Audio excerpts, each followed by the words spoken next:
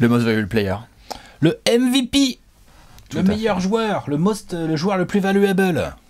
Le MVP, tout à fait. On termine cette exceptionnelle semaine de course au trophée et de petites mises à jour des awards avec le trophée suprême. Le Podolov. Le fameux Maurice, de son prénom. Tout à fait. Momo Podolov, fameux ailier des Clippers. A.K.A. Mo Buckets. Bien évidemment, vous pouvez vous renseigner sur Maurice Podolov et sur ce trophée de MVP. Dans quelle main sera-t-il ce trophée à la fin de la saison? Il appartient pour le moment à monsieur Nikola Jokic, tenant du titre. Vous le savez, comme d'hab, dans cette petite vidéo, on vous attend dans les commentaires. On va avoir une tablette pour Alex, une tablette pour Bibi. Qui a sur le podium? Peut-être qu'on ne sera pas d'accord. Peut-être. Peut-être qu'on ne sera pas d'accord sur le numéro 1 aussi. Peut-être. Parce que moi j'ai vu beaucoup de jeunes. Ouais, c'est sûr. C'est acté. Je pense que lui il dit que c'est évident aussi, mais il n'est pas d'accord. C'est souvent comme ça. C'est marrant, vous êtes deux à avoir dit qu'il n'y a pas de débat. Ouais. Par contre, ce qui est sûr et certain, là où il n'y a pas de débat, c'est qu'on doit quand même donner les critères pour avoir un MVP. Alex, déployons des ballons. Vas-y, je t'en prie. Faut être bon au basket. Hein? Faut être bon au basket déjà. Déjà, il faut être assez bon au basketball. Ensuite, en général, n'hésite pas à t'abonner. Faut quand même scorer. Ouais, on va pas se mentir. Ah bah faut oui. quand même scorer. Ouais. Dans l'histoire, des MVP sous les 20 points, à part Steve Nash, il y a qui? Peut-être Magic une fois ou deux, peut-être. Allez. Genre de gars, quoi. Des MVP sous les 20 points par match. Bill Russell. Bill Russell, Steve Nash et Magic. Je pense qu'il a dû le faire genre à 19. Genre. Et encore, c'est même pas sûr qu'il ait été MVP ces années-là. Voilà. Voilà. Je voulais chercher, mais... J'y suis là, vas-y. C'est bon. Parce que les LeBron, les gars comme ça, les Steph, que des mecs qui scorent, quoi. Ces dernières années, en tout cas, c'est sûr. Les années 2000, Tim Duncan, Shaq et compagnie, enfin, tu vois, non. Ça score, quoi. Donc, scorer, avoir un impact global sur le jeu offensif de ton équipe, certitude. Le jeu offensif et défensif, pourquoi pas, mais il y en a plein de MVP qui défendent pas des masses. Il y en a eu plein dans l'histoire et il y en aura encore. Parce que le basket reste quand même un jeu où il faut mettre un ballon dans un panier. Et que donc l'attaque reste quand même statistiquement et comment dire, historiquement quelque chose qui te fait gagner des matchs, en tout cas en saison régulière. Et que là on juge sur la saison régulière. On n'est pas là en train de savoir si le mec va cartonner en play-off ou quoi, c'est pas le sujet. Le sujet c'est la régulière. Que ton équipe soit bien classée, hein, parce que je sais que ça fait pas tout, mais des MVP qui sont genre 8e ou même 6e. Bon, 6e, il y a eu Westbrook là en 2017. Faut être historique. 5e. Voilà. Ouais. Il faut être historique si tu veux rentrer dans la course au MVP, ce qui n'est pas le cas trop là dans certains des joueurs qui sont mentionnés. Mais oui, être fort au basketball, comme tu l'as dit, être impactant des deux côtés du terrain, si possible, d'être dans une équipe qui domine, rarissime de voir des MVP qui sont donc hors podium, être aussi clutch, sauver son équipe plus d'une fois lorsqu'on se retrouve un petit peu embourbé, et que là vient le sauveur, le patron, le messie, celui qui, très clairement, quand on sort du stade le soir, on se dit c'était vraiment le meilleur joueur sur le terrain. C'est ce qu'on appelle un most valuable player, tout simplement. On a vu 2 fois Yanis, on a vu une fois Jokic. Est-ce que les Américains vont reprendre un petit peu ce trophée? Parce que donc ils parlent pas très anglais, ce truc-là. Non. C'est Podolov, mais... Il y a de l'accent dans l'anglais. En Russie, il y a des anglais avec des accents à couper au coude. Podolov, le lituanien. Yes, I'm very happy. Very happy for the deployment of the basketball all over the world. C'est un peu ça. Voilà, pendant qu'Anne Silver, merde, fais chier. L'internationalisation, c'est de la merde. Allez les Américains, on se reprend. On va pas perdre de temps. Allez. On va faire les mentions honorables tout de suite. Qui n'est pas sur le podium? Alex, qui tu as une mention en premier, c'est pas sur ton podium. Pas sur mon podium cette année, le MVP en titre, Nikola Jokic. Non pas que les statistiques ou le niveau de jeu n'y soient pas. Pardon. Mais je pense que malheureusement pour Niko Jokic, le bilan collectif n'y sera pas. Qu'est-ce qu'il est fort? Ah, il est trop fort. Mais là aujourd'hui, au moment où nous on fait cette vidéo, c'est ultra serré, donc il se balade autour de la 6e place. Il peut tout à fait se retrouver en play-in malgré sa saison de grand arrêt. Je dis bien de grand arrêt, je suis en train de chercher, voilà. On est sur du 26-13-7. 26 points, 13 rebonds, 7 passes. Environ. Avec des pourcentages au tir, ma foi, corrects. 59% au tir, je crois que c'est correct. Surtout que c'est pas que des lay-ups. 38% de loin. Enfin voilà. Juste au lancer, allez, il est qu'à 75%, il déconne. En plus, je trouve que défensivement, il y a des belles choses qui sont proposées. C'est le patron de la défense de Denver. Non, je te dis vraiment le truc, c'est ça qui va jouer contre Jokic, et c'est pour ça d'ailleurs que moi-même je le mets pas. Dans mes critères, il y a quand même un peu le classement. Et je dis pas que c'est pas historique ce qu'il est en train de faire, mais des mecs en 26-13, il y en a en NBA, il y en a pas non plus comme ça tous les 4 matins, mais il y en a. Il y en a, ça arrive. Et donc, je pense que entre le fait qu'il est tenant du titre et le fait que son équipe cette année est moins performante que l'année dernière, à mon avis, il sera pas sur le podium. Après, on va voir, les Nuggets peuvent nous surprendre. Mais j'ai un autre client comme ça sur mon podium dont l'équipe va peut-être faire mieux dans la deuxième partie de saison, mais qui du coup va se retrouver naturellement, genre il peut être numéro 1. Il peut être numéro 1. Voilà. On parle lui-même. Ouais, on parle bien. C'est vrai que Jokic, certains aiment avoir le débat en ce moment de savoir si le Jokic de cette année est encore meilleur que celui de l'année dernière. Mais n'empêche que ça se discute individuellement. Il discute à mort celui de cette saison parce que Nico est juste... C'est écœurant à quel point il est fort et à quel point il domine à son poste et face à ses adversaires. Là, le jeu devient limite ennuyant, tellement il est puissant. Tellement, en fait, on lui a enlevé des joueurs, il a fait « Ok, no big deal, je vais continuer ». Donc, ça se ressent dans les résultats collectifs. Mais lui, il va continuer à nous faire des dingueries. Une des dates qu'on attend le plus cette saison, certes, ça a été le retour de Klay Thompson. Je peux dire que le retour de Jamal Murray, moi, je regarde les minutes tous les jours. Je suis comme ça. C'est sûr que dans la famille Jokic, putain, ça doit prendre des nouvelles assez régulièrement, je pense. C'est ça, ce qui sera pas le cas évidemment de la famille Maurice. Ouais. Pas Podolov. Hein. Donc voilà, moi j'ai Jokic, il est pas sur mon podium, mais il est dans la course au MVP, mais voilà. Je suis bien d'accord. Ça va être un peu court. Il y en a un, il a été souvent dans la course au MVP, mais là il pâtit aussi des résultats de son équipe. Brown James. Ah, je l'ai pas podium. Hein. Non. Ah bah tu l'as pas podium. Non. Bah non. Mais tu sais que LeBron, qui donc dans quelques jours... Si tu prends que la ligne de stats... Toi bien. LeBron dans quelques jours fêtera donc ses 24 ans, pour ceux qui ne le savent pas. Hein, 37 ans le 30 décembre, hein, si je dis pas de bêtises. Bon, un petit LeBron dans ses standards, c'est-à-dire 73 000 minutes en NBA. Il est toujours à 26 points, 6 rebonds et 6 passes, à 50% au tir. Ça c'est quand il est malade le matin, ça. Hein. Oui, là, c'est cette saison. Ouais, cette saison, je cherche.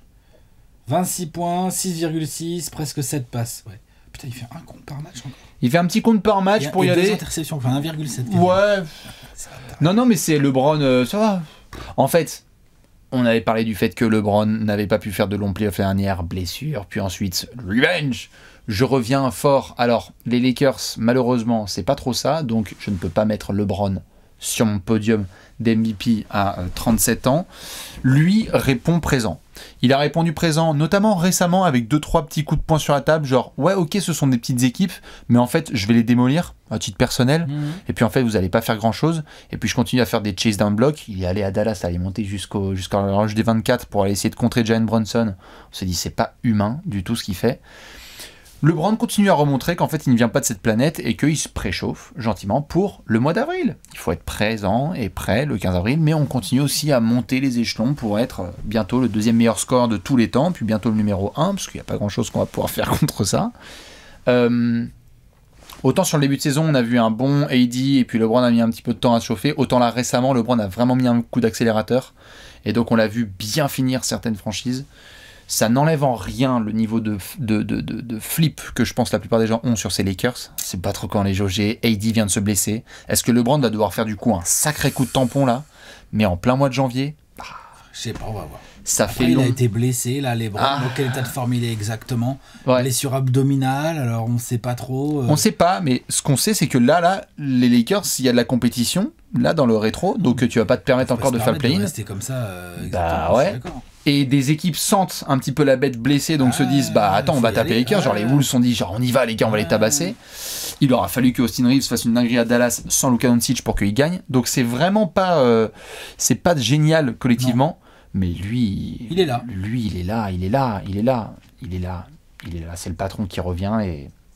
Disons que offensivement, aujourd'hui, quels sont les joueurs meilleurs que lui offensivement encore aujourd'hui dans la ligue? Attends, pas 50 000. Attends la suite de la vidéo. Voilà, c'est ça. Non mais t'es d'accord? Attends la suite de la vidéo. Il y en a pas 50 quoi. Dans 10 minutes. C'est ça qui est chaud quoi. Oui, bah en même temps, c'est le mec qui va être un des meilleurs joueurs offensifs de l'histoire. Non, mais ce que je veux dire, c'est que ça fléchit pas pour l'instant. Ah non. Tu vois? Bah post-up, plus de mid-range, moins de pénétration. Il est même meilleur au lancer, je crois qu'il a 75% cette saison. Un peu meilleur au lancer, donc c'est pas mal. Il adapte son jeu comme il a toujours fait. Hein. Voilà, donc rendez-vous en 2030. C'est ça. Mais il n'est pas podium. Non, il n'est pas podium. DeMar DeRozan n'est pas podium non plus chez moi. Ah. Mais je suis obligé de le mentionner. Certains mettent DeRozan sur leur podium. On mentionne DeMar DeRozan dans la course au MVP. Dédicace à tous mes fans des Spurs. Des Raptors, ouais. On a gagné le trade, on est à Cup Battle. Non, mais plus sérieusement, cette première partie de saison de DeMar DeRozan est magnifique. Je veux dire, on a comparé son footwork à mi-distance à celui de Michael Jordan à juste titre, quoi. C'était un truc de malade. Il a été très très clutch. Il a fait beaucoup de performances à plus de 30 points, extrêmement sales et extrêmement propres en termes de pourcentage. Il est là où il devrait être, en fait. Ouais. Il aurait dû être là depuis longtemps. Non, mais il a un talent phénoménal. Bah oui. Il a un talent phénoménal en attaque. Là, il est en pleine force de l'âge et de l'expérience. Il a l'air bien dans son basket. Il a des coéquipiers et une co-star en Zach LaVine. Tout le monde lui fait confiance. Et donc, du coup, DeMar DeRozan, joue à un niveau de MVP. Alors moi, je le mets pas sur mon podium. Parce que j'ai un souci avec 3 garçons qui sont au-dessus. Qui sont au-dessus. Genre au-dessus, A majuscule, U majuscule, D majuscule, tout ça, quoi. Tu vois, genre voilà. Ils sont au-dessus. Mais ouais, s'il y en a un des deux qui glisse et que ça se passe pas bien, il y a DeMar DeRozan qui peut tout de suite être là, vu les résultats des Bulls. DeMar DeRozan, il peut tout de suite être là. Clac.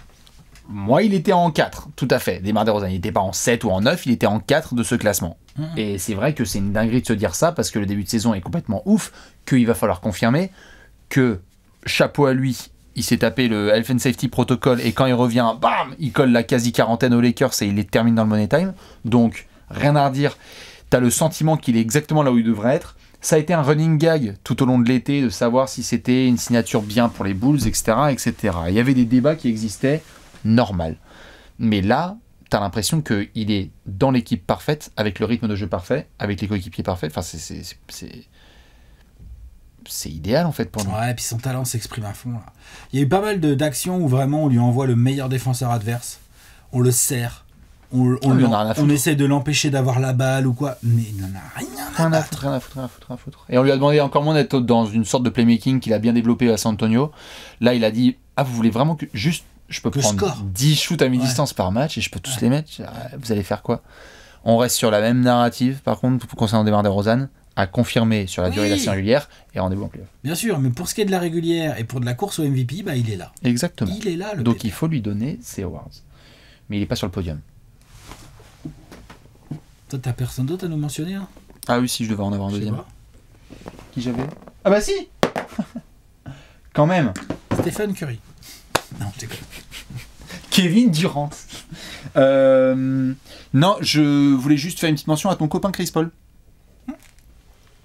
Parce que cette course, évidemment, il y a un podium et puis après, ça a discuté. Il y en a qui mettent du Donovan Mitchell, du Trae Young, etc. Débrouillez-vous si vous voulez. Je voulais faire une mention à Chris Paul. Il y a des garçons. Loin, quand même, non, mais en fait, là, notamment dans les récents polls qui ont eu lieu, lorsque tu as Embiid, il y a une espèce de groupe là qui traîne un petit peu où tu as Embiid, Trae Young, Jason Tatum, tu vois, où les résultats sont pas tip top, mais en fait les statistiques sont là.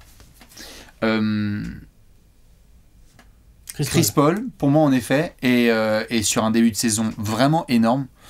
Dans la suite de sa prolongation contractuelle, on savait pas trop ce que ça allait donner. On touchait du bois pour que la cuisse tienne. Et on n'a pas un grand Devin Booker. Et on a des matchs d'absence de DeAndre Ayton, mais la machine elle roule. Et alors on peut continuer à faire le jeu de l'œuf et de la poule et se dire c'est Monty Williams ou c'est Chris Paul? C'est Chris Paul ou les Suns? C'est le groupe ou c'est... Il y a un moment où juste, moi Chris Paul, il y a peu de joueurs qui m'ont autant écœuré de connaissance du jeu sur ce début de saison. On en avait déjà parlé dans un apéro, je crois un apéro Suns, parce qu'on avait fait un apéro Bucks et un apéro Suns, et on avait dit, t'as vu les 2-3 fois là, où il y a égalité dans le 4e quart-temps, il y a Chris Paul, il y a zoom sur lui et il fait. À partir de maintenant, c'est terminé. Donc on va vous finir, et moi je vais vous surexécuter. Il est trop fort en défense, il est trop fort en compréhension du jeu, il est trop fort pour mettre ses coéquipiers dans les bons spots. Je ne peux pas mettre Devin Booker en meilleur joueur des Suns sur ce début de saison, ce n'est pas possible. C'est Chris Paul, assez clairement je pense, qui n'a pas besoin de forcer sur ses statistiques, mais qui juste est merveilleux. En fait c'est ça le problème de Chris Paul, c'est qu'il met que 15 points par match. Ouais voilà. Et puis que... mais les mid-range dans le Money Time, il met que 15 points par match, et puis il y a pas mal de matchs où c'est pas lui le meilleur scoreur de l'équipe et tout. Enfin, la plupart d'ailleurs. Je veux dire, voilà, c'est logique. Hein. Donc c'est pour ça, moi non plus, je peux pas le rentrer dans... Mais c'est le patron. Mais c'est le patron, ouais, c'est le patron de ces Suns-là. Pour le moment. Le meilleur joueur, je pense que ça reste quand même Booker. Oui. Mais le patron, le mec qui fait tourner la machine, c'est Chris Paul. Puis je pense que comme d'hab, dans 2 mois et demi, on fait la même vidéo. On va faire genre, tiens, c'est marrant, Booker, il a 31 points de moyenne depuis Noël. C'est la bête. Parce que là, il fait pas un bon début de saison, mais il a 24 points par match. En fait. Puis autant que Booker, il soit dégueulasse en décembre, mais qu'en avril, il commence à faire des Clippers, comme on dit. Ok, on va peut-être mettre un petit podium. Qu'est-ce que t'en penses? Alors, 1, 2, 3. 1, 2, 3.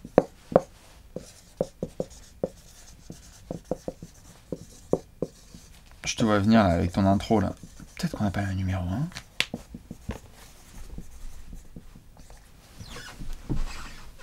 Eh ben, on n'a pas le numéro 1.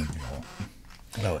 Nous avons mis tous les deux Giannis Antetokounmpo en 3ème, Alex a mis Stephen Curry en 2 et Kevin Durant en 1. J'ai mis Stephen Curry en 1 et Kevin Durant en 2. Giannis en 3. On balaye juste Giannis pour ensuite s'occuper des deux garçons. Balaye Giannis, c'est que c'est pas évident ça. Balaye Giannis.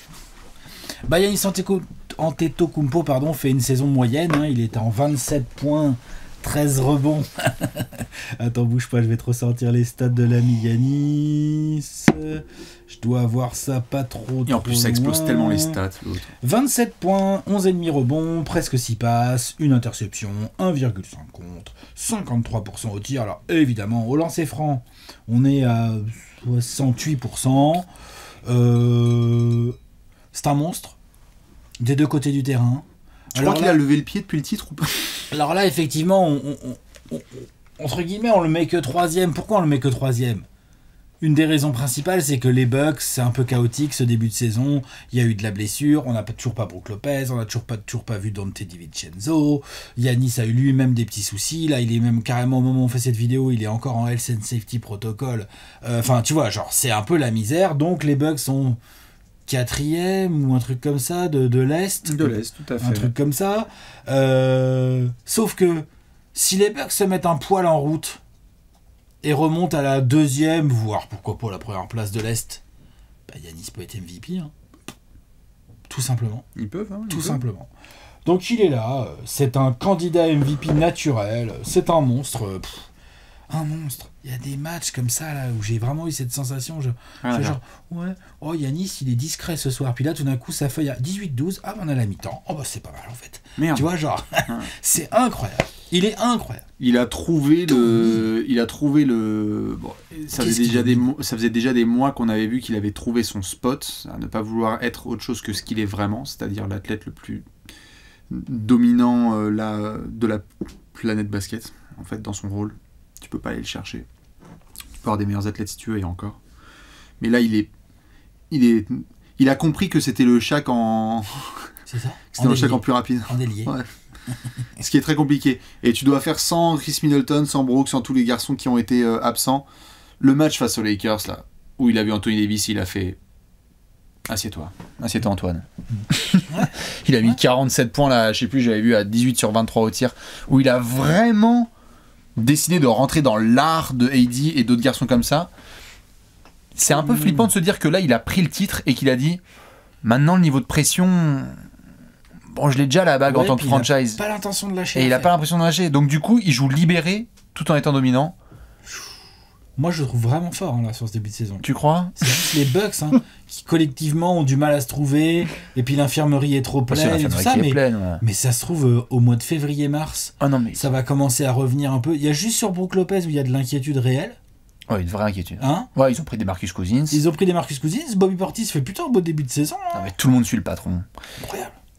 S'ils ont moins de problèmes de Health and Safety Protocol, ils vont faire ce qu'ils ont fait récemment. Middleton se remet un peu à être Middleton. Ils étaient 10e de l'Est, on a fait pas un apéro, mais on a fait une discussion et ils sont montés jusqu'au podium parce qu'ils ont fait une streak à la Milwaukee, avec Grayson Allen et Rodney Hood qui commencent à shooter comme des salopards.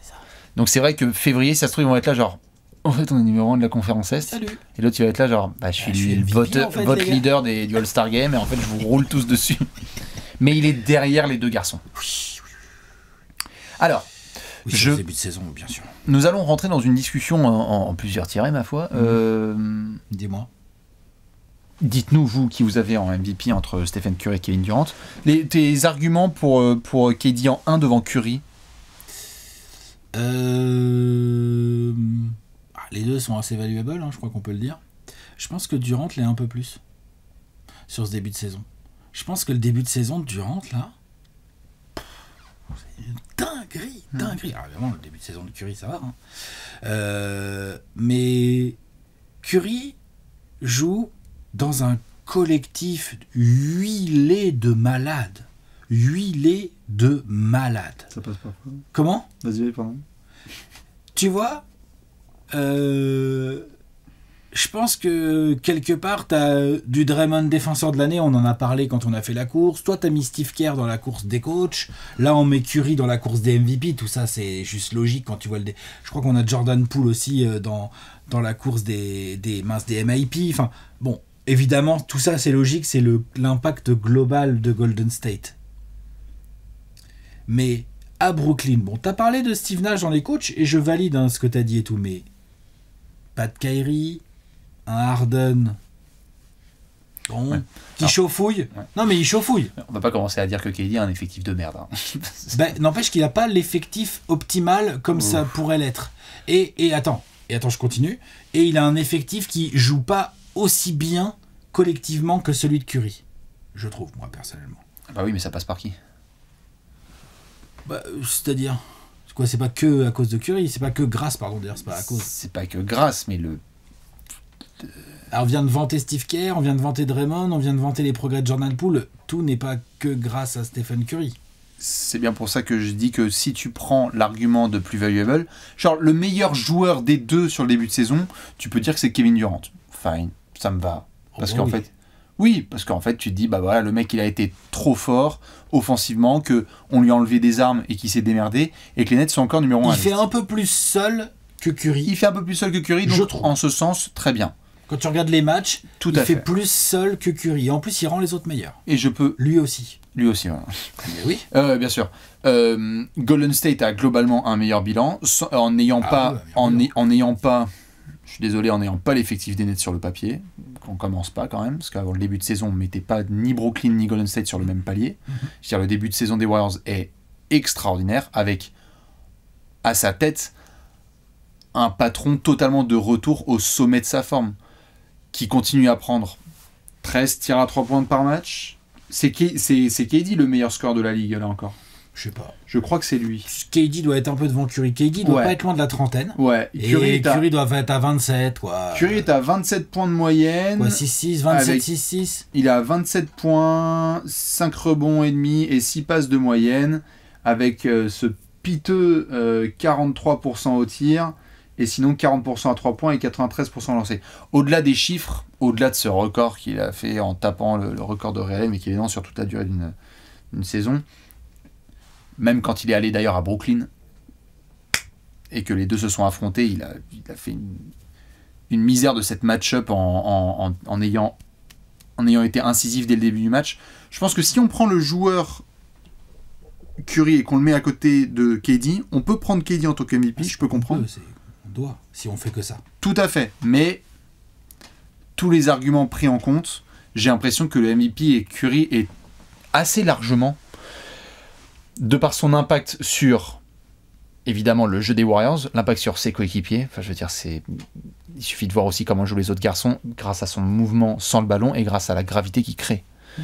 Le jeu de Golden State est sublime, de par son jeu de passe, ses déplacements et sa présence. Les coups de chaud, n'importe quelle salle dans laquelle il va en ce moment, t'as une majorité de fans qui vont hurler MVP dans tous les sens, même dans la salle de KD en fait. Il y a une espèce de sentiment que là tu es en train de voir Curry quasi aussi bon qu'en 2016 en fait. Il n'a pas les pourcentages de 2016, mais il y a ce côté retour du patron à un niveau extraordinaire. Moi j'attends de voir s'il peut tenir ça sur toute la deuxième partie de saison déjà.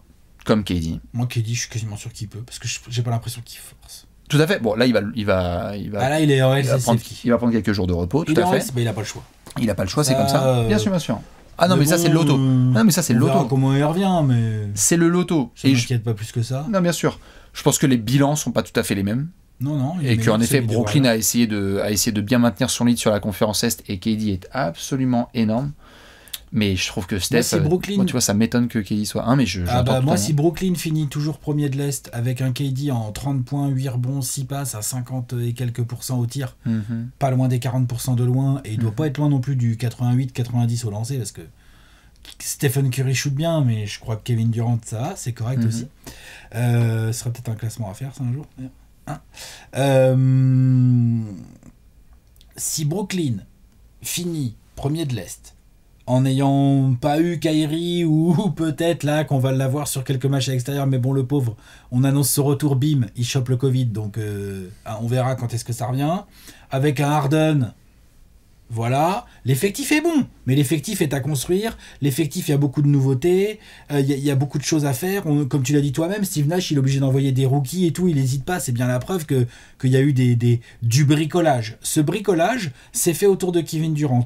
Moi, j'ai cette espèce de sensation que Kevin Durant, plus toi, plus moi, plus Léonce, putain, ça peut jouer les playoffs, quoi. C'est un truc de fou. Et je suis d'accord, et c'est pour ça. C'est ça qui est fou. Et c'est pour ça que quand on a vu, c'est un côté LeBron, comme on a vu, ou Harden, qui avait déjà fait ça avec des gars d'Houston, et c'est ce qui faisait que les mecs étaient dans la discussion d'un MVP. Mais en fait, quand je vois Steph, j'ai l'impression qu'en fait, il peut y avoir toi et moi et Léon. Il est de l'Est, quoi. Il est pas genre en train de jouer les playoffs, quoi. Il est premier, quoi. Oui, mais Golden State, pour aller dans ton sens, si Golden State fait sa saison collectivement avec un patron absolument indéniable qui est en train de faire une tournée, parce que là c'est une tournée des stades, hein. Steph se ramène chez toi, hormis quand il se prend Matisse Thybulle et Mikal Bridges, mais sinon c'est tout le monde qui prend tarif, dont notamment Kevin Durant, et en fait... Kevin Durant, qui a réussi à défendre sur lui depuis le début de saison? Un ou deux gars, certainement, tu vois. Je sais pas. Il y a un ou deux gars, Alex, mais ce que je veux dire, c'est que je suis pas en train d'essayer de te convaincre que Steph est MVP, ce que je dis juste, c'est... On fait un point à mi-saison.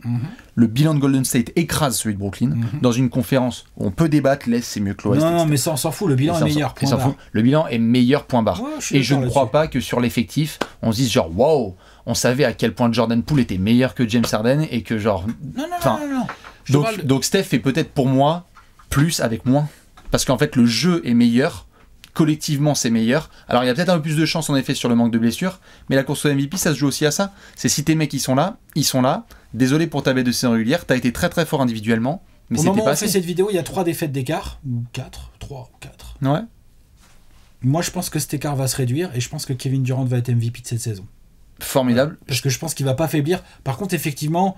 J'espère, je croise les doigts parce qu'il est en Health and Safety Protocol, on verra. Mais bon, s'il est sur du 10-12 jours, il va pas non plus rater tant de matchs que ça. Il va louper 4-5 matchs et je pense que Steph aussi va le choper et que ça sera début janvier. Non, mais après, tu peux jamais savoir. Mais en tout cas, je trouve Kevin Durant ultra impressionnant. Moi aussi, juste on fait un point à mi-saison. Et là, moi j'avoue que sur la première partie de saison, l'équipe est meilleure, le joueur est aussi fort. C'est...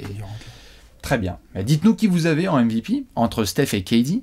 À ce point de mi-parcours, on aura l'occasion d'en reparler évidemment. Il y aura une pause au All-Star Game où ça fera aussi une bonne 50aine de matchs que les équipes auront joué et on verra où ça se passe sur cette course. Et puis évidemment, en attendant aussi Giannis qui va pouvoir revenir. C'est un peu le dark horse quand même, Giannis. C'est un peu le garçon qui peut arriver, qui peut faire genre... C'est comme on l'a dit tout à l'heure, les Bucks, dégagez tous. S'ils commencent à se mettre on les a vus capables de faire une streak de win, là. S'ils sont capables d'en faire une autre et d'aller chercher Brooklyn, voire d'aller chercher le bilan de Golden State en fait, tu vois.